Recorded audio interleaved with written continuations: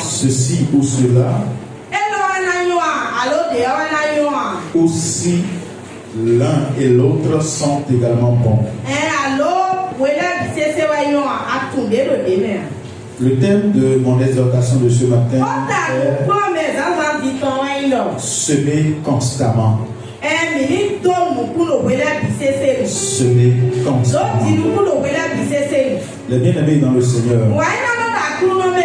je voudrais que vous me prêtiez une attention soutenue pour ces quelques minutes que nous allons passer. Par la grâce de Dieu, je vais faire à peine une vingtaine de minutes. Nous sommes tous en quête d'abondance. Nous voulons tous le meilleur dans tous les compartiments de nos vies. C'est vrai que le salut est gratuit. Nous sommes en tant qu'enfants de Dieu, en tant que chrétiens, nous sommes habitués à la gratuité, c'est vrai. Mais nous ne devons pas penser que tout est gratuit dans la vie.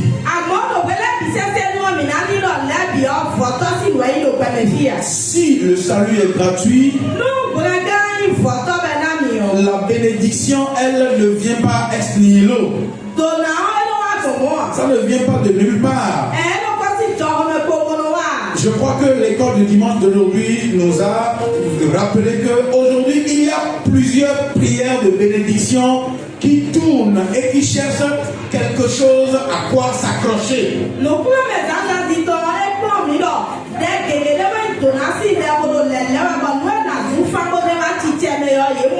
Parce qu'une prière de bénédiction a besoin de se reposer sur quelque chose. La bénédiction ou l'abondance répond à la loi des semailles et des récoltes.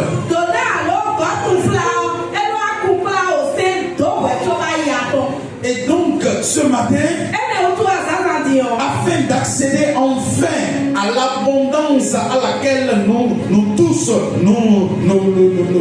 nous espérons, ou après laquelle nous tous nous languissons,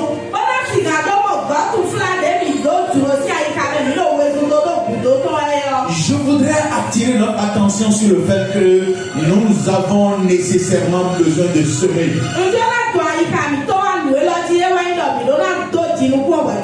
Non seulement semer, mais semer constamment. Parce que beaucoup sèment, mais ne sont pas constants dans leur semaille.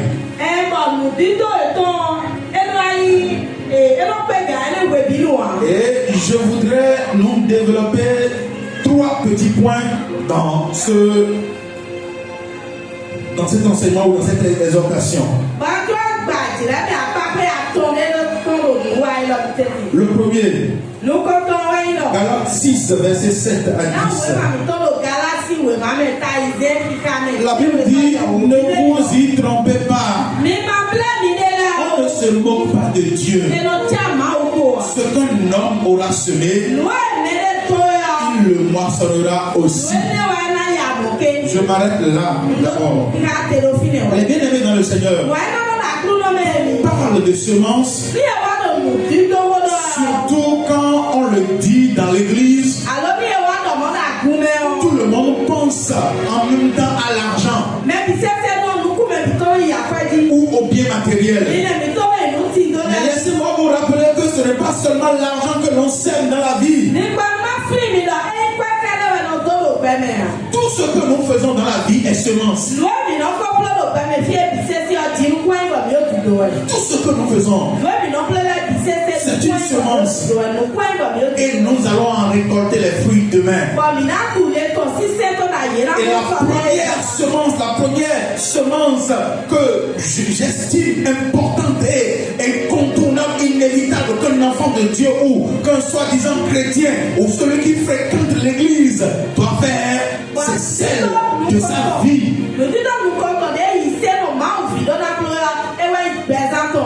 À À l'étude biblique le mardi dernier,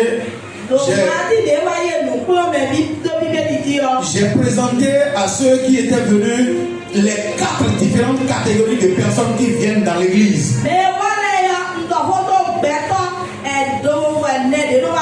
Il y a ceux qui sont effectivement sauvés et qui ont l'assurance de leur salut. Il y a ceux qui sont sauvés mais qui ne sont pas sûrs qu'ils sont sauvés. Il y a ceux qui savent qu'ils ne sont pas du tout sauvés mais qui sont à la recherche de la vérité, qui attendent le bon moment afin de saisir le message du salut. Mais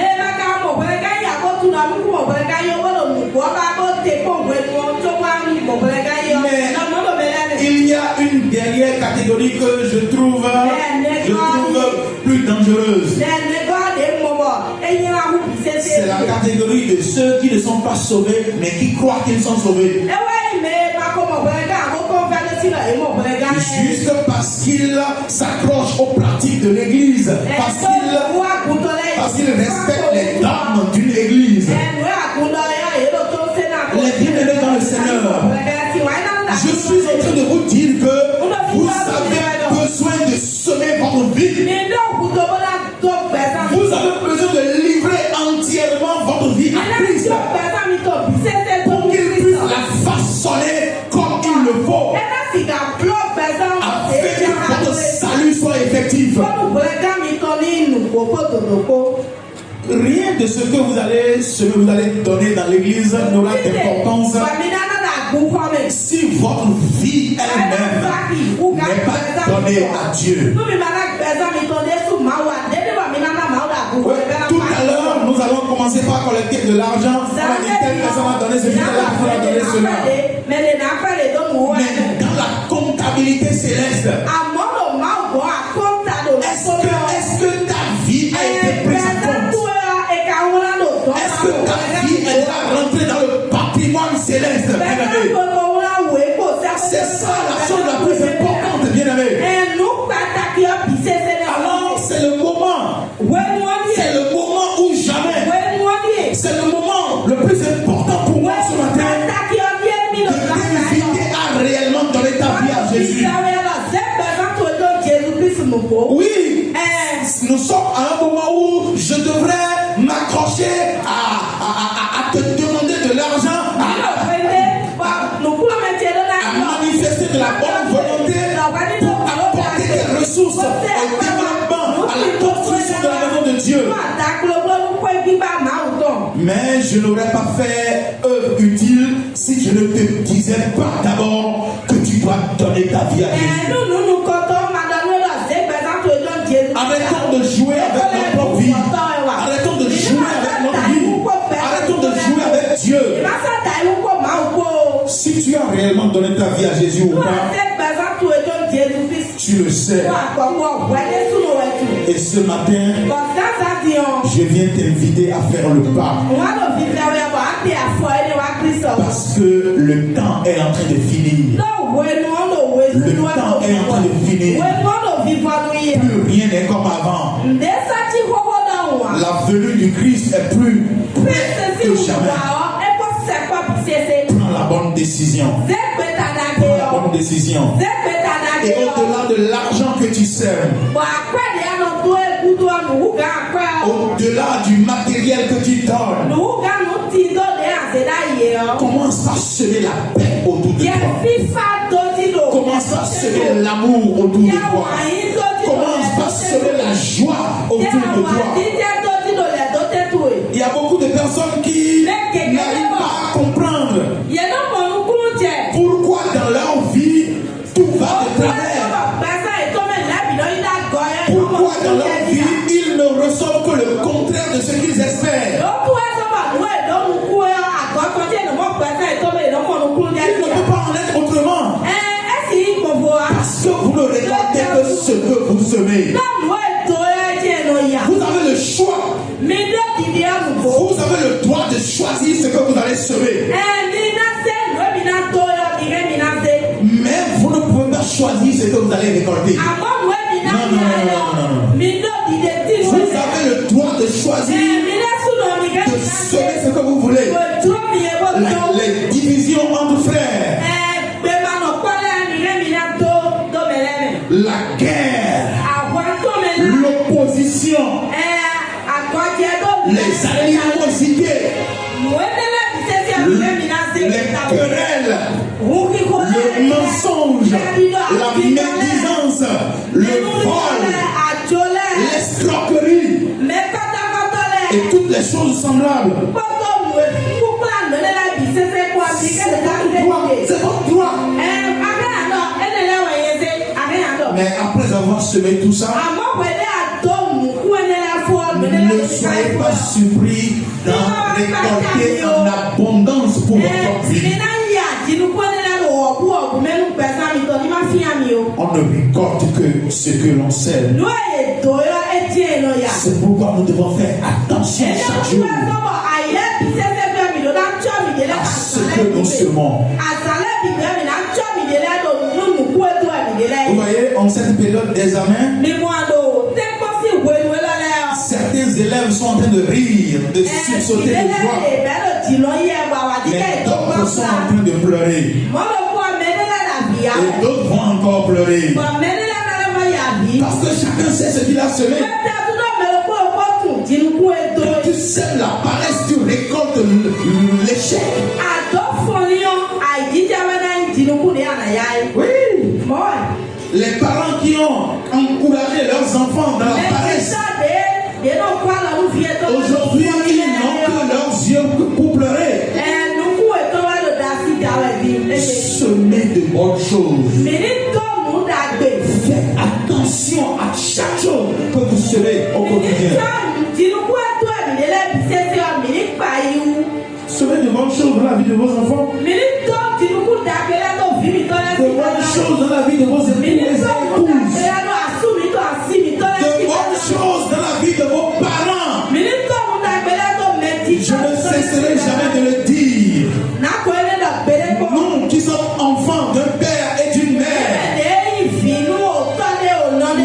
négligeons pas nos parents. Ne négligeons pas nos parents. Parce que nos parents aussi ont été ce que nous sommes aujourd'hui. Nous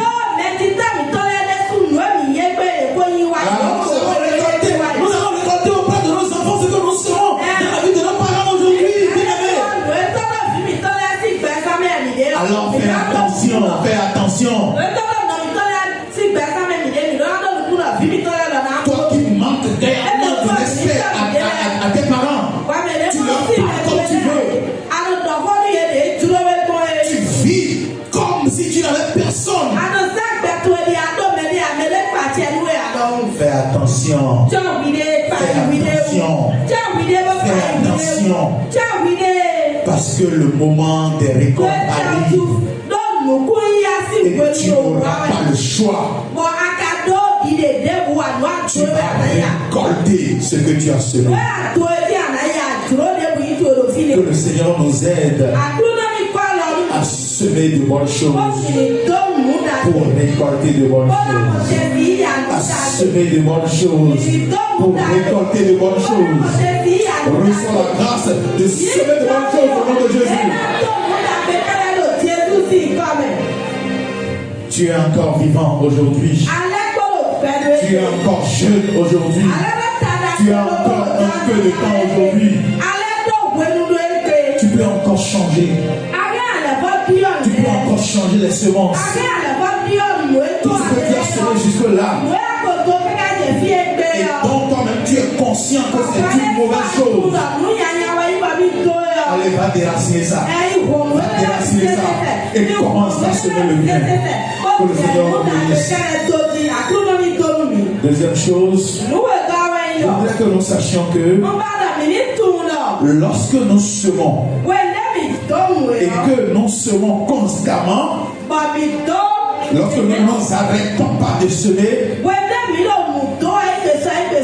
c'est que nous maintenons la provision.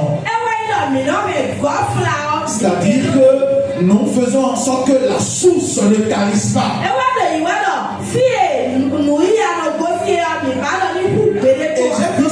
Et j'ai vu ça dans la vie de la veuve de Sarepta dans 1 roi verset 15. La Bible dit qu'elle est allée, elle a fait comme Élie l'a dit. Et pendant longtemps, elle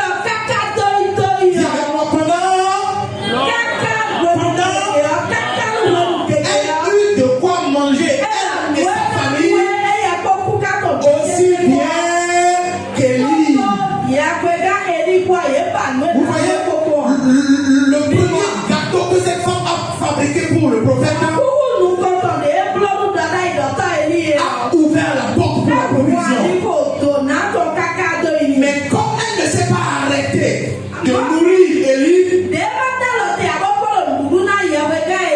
la nourriture n'a jamais manqué dans la maison.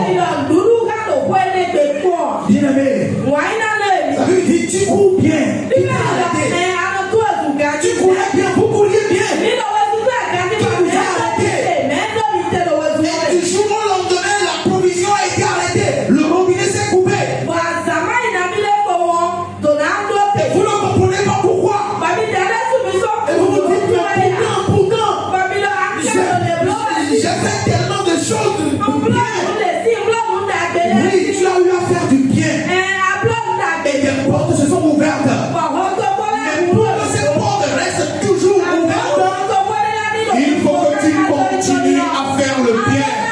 Il faut que tu continues à semer de bonnes choses. La femme, la veuve, a fait ce que le prophète a dit. Elle a continué à le faire. Dis à ton voisin, continue à faire ça. Continue à faire le bien. Continue à semer. Ne t'arrête pas, ne t'arrête pas, ne t'arrête pas. Ne t'arrête pas.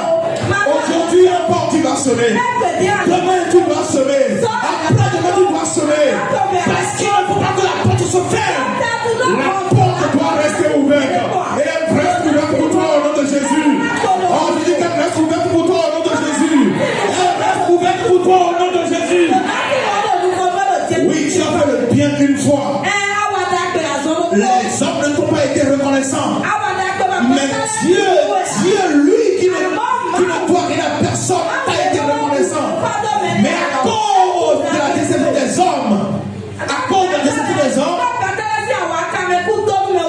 tu as arrêté de faire le bien. Et tu vois, des portes ont commencé par se fermer. Non. Que celui qui fait le bien continue à le faire. Parce que les portes ne doivent pas se fermer. La dernière chose, pour finir, quand on sème sans se relâcher de façon constante, on finit par accéder à l'abondance. C'est-à-dire, pour le premier cas, la porte reste ouverte. Mais pour le deuxième cas, les bénédictions se multiplient. Et j'ai vu ça dans la vie de Salomon. Dans 1 Roi chapitre 3, verset 4, quand Salomon devait offrir son premier sacrifice à Dieu, la Bible dit qu'il avait offert 1000 holocaustes. 1000 holocaustes. Mais dans la suite des événements, à une autre occasion, puisque Salomon ne s'est pas arrêté d'offrir des sacrifices à Dieu,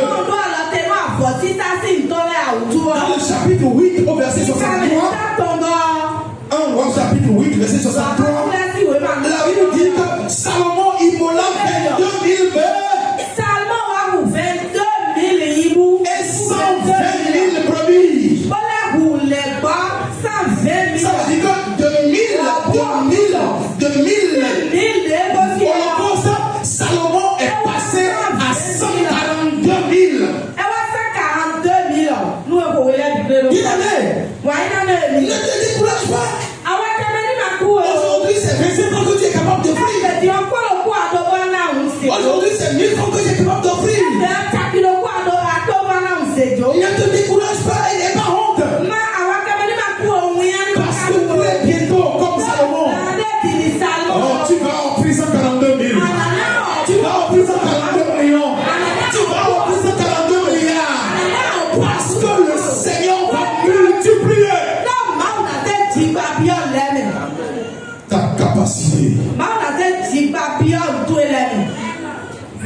Sème de façon constante. Parce que l'abondance est en route. L'abondance vient à toi à grands pas.